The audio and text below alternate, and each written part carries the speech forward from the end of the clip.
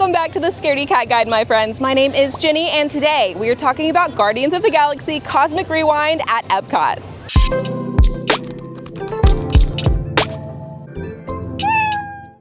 If you're new here, this is the channel where we talk about Disney and anxiety, we talk about sensory issues, and really just anything that you might want to know if you're an anxious rider at Disney World.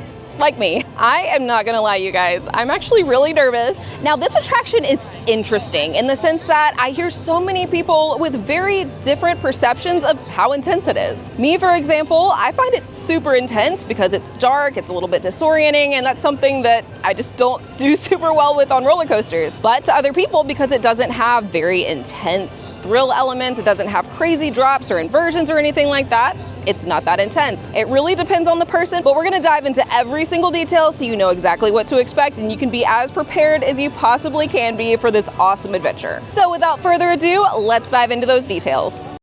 This indoor coaster contains high speeds, a backwards launch, and as a thrill ride, of course, its fair share of twists, turns, and drops. On top of that, this attraction also contains some large screens, spinning ride vehicles, and some potentially scary theming. So let's start off by talking about those thrill elements. Now, like I said before, this is an indoor coaster and a rather intense one at that, at least in my opinion. This coaster has a top speed of 60 miles per hour, which actually puts it at one of the fastest in all 4 Disney parks. Just to put that into perspective, it's actually faster than Rock and Roller Coaster over in Hollywood Studios. Now, this one does not have inversions or really crazy maneuvers like Rock and Roller Coaster might have, but it is definitely dark and disorienting. In my opinion, the darkness really contributes to those heightened thrills. So even though this coaster's actual track is not all that crazy and not all that intense, it definitely can feel that way just because of that disorienting nature. But let's talk about the thrill elements that you will encounter. Now, probably the most notable element on this coaster is the backwards launch. Now, this happens right at the beginning of the ride, but man, is it fast. And like I said, you are going backwards, so it definitely can lend itself to being pretty intense. Now, on top of that, you absolutely have some unexpected maneuvers. Like I said, even though the coaster doesn't have anything that's really out of the box or really crazy as far as other coasters go, the fact that you can't see when any of these things are coming definitely lends a kind of unexpected vibe to the nature of this attraction. But aside from that, a lot of people would call this coaster relatively tame because it doesn't have some of those other crazy elements that you'll find on other more intense or bigger coasters. Now, the second thing I would look out for on this attraction is the potential for motion sickness. Now, this coaster is very different in the sense that it actually has large screens throughout its runtime. Now, on top of these massive screens, you will also have some disorienting visuals. Like I said, the coaster itself feels very disorienting because you can't see the track and you are spinning a little bit, but the visuals on the screen really do not help ground you. And of course, to top it all off, you do have the spinning ride vehicles. Now, when I say spinning, it's really not like the teacups or anything like that where you are spinning in a circle necessarily, but you are swiveling and turning all while going up to 60 miles an hour. And for me, definitely contributed to that kind of stomach in your throat feeling, even though there weren't any crazy drops or anything like that. Now, let's dive into the potential scariness of this attraction. Now, like with many others, maybe some of the Star Wars rides we've been on in the past, you will absolutely find yourself in some quote-unquote perilous situations throughout this attraction. And what I mean by this is you will come across some bad guys. In the theming of this ride, you will be evading some kind of dangerous situations. There is a massive on-screen villain that makes several appearances on this ride. And on top of that, you also will have some flashes and loud noises. Now, I wouldn't say this ride is really terribly overstimulating or that these flashes or loud noises are really anything more than what you would find in some of the Guardians of the Galaxy's movies. However, I will point out that specifically in the pre-show, there is a pretty overstimulating part. So you'll find yourself in this pre-show room and will be told that you're about to be teleported onto a space station that's right above Epcot. So while this transportation is taking place, the lights around you will flash, you'll hear this kind of loud revving up sound all around you, the lights will go completely dark, and overall, it just feels feels very, very overstimulating. If there's any part of this ride where you might need some noise canceling headphones, I would say it's this pre-show. However, the rest of the ride isn't terribly loud. There is, of course, some music on the actual coaster itself, but it's definitely more of a fun, not so serious vibe. And I wouldn't necessarily call the pre-show intentionally scary or anything like that, just maybe a little overstimulating if you have sensory sensitivity like I do. Now, when it comes to the ride vehicles, in many ways, this is just like a classic coaster with a 5-car train. It seats 4 riders per car in 2 rows of 2. On top of that, you will have an individual lap bar, nothing across your chest or a harness or anything like that that would feel too confining, just a basic lap bar. And really, the only thing about this ride vehicle that is different from others you'll find in the parks is the fact that they do swivel while the ride is in motion. So last but not least, let's talk about that ride time. This attraction clocks in at around 3 minutes, which is to be expected for other similar attractions in the parks. I would definitely call this a standard ride time, especially when it comes to other coasters in Disney World. Now, I'll point out here very quickly that this is not a very claustrophobic attraction. The queue is not claustrophobic, and neither is the coaster itself, so I would definitely give this one the green light. Like I said, you do have that lap bar, which of course could feel a little restraining, keeping you in your seat, but overall, I really didn't have any trouble with this attraction as far as claustrophobia goes. And now that you have all the facts, let's actually go hop in line. We're looking at a maybe 95-minute wait, so definitely a long one. I'm definitely nervous, but we're gonna do it together. It's going to be a blast. It's such a fun ride, so let's hop in line.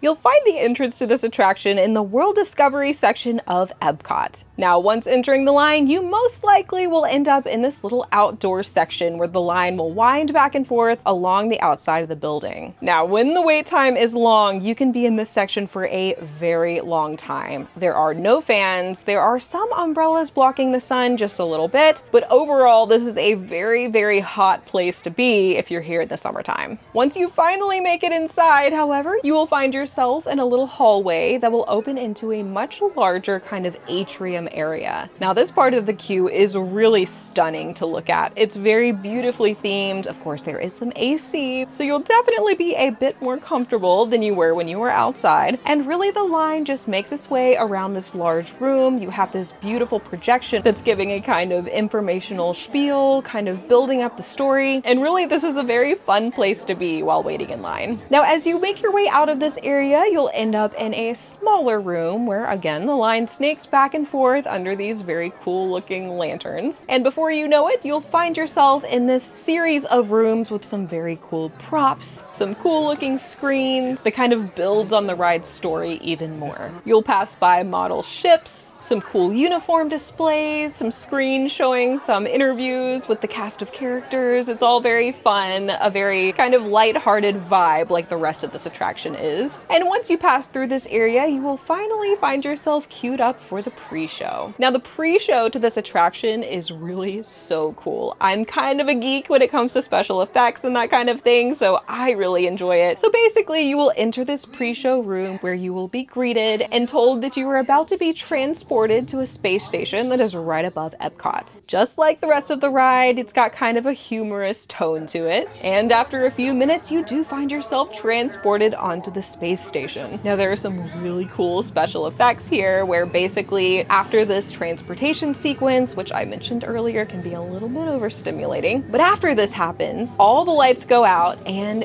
when they come back on, you find yourself in an entirely different room. Now, I'm not gonna spoil how this effect is done. Just know that it is very, very cool. Such a cool thing to experience, and I would definitely recommend seeing the pre-show even if you don't do the ride. Now, things quickly go awry, however, as the cosmic generator is stolen. You see our massive on-screen bad guy as he steals this very powerful item, and the Guardians have to enlist your help to get it back and save the universe. Now, from here, the doors will open and you will head out down another hallway towards the loading station. You'll go up and down a few ramps here, and you also will get a great view of the ride vehicles from this platform. After making your way down, you will finally find a cast member who will ask how many are in your party and sort you into your lanes. Now, as the ride sets off, you will head out slowly as the Guardian Guardians prepare you for your mission. You'll approach this massive screen where you see our big celestial bad guy try to turn back time and erase everything that exists. Now, just as time reverses, you find yourself shooting backwards in that backwards launch that really sets off the coaster. Now, the rest of the ride is a pretty standard track. Like I said, there aren't too many crazy drops or wild maneuvers. It does not go upside down or anything like that, but again, it can feel pretty intense just because of its disorienting nature. You'll fly along these massive screens, you'll find yourself spiraling around planets, and what makes this a little more thrilling is the fact that you're not always facing forward when you're going through these maneuvers. These ride vehicles are swiveling, they're turning and kind of spinning, and that's of course why I would point out that this ride could cause motion sickness to some people. You also will be listening to one of several songs that are very upbeat and really give this attraction a super fun, lighthearted vibe.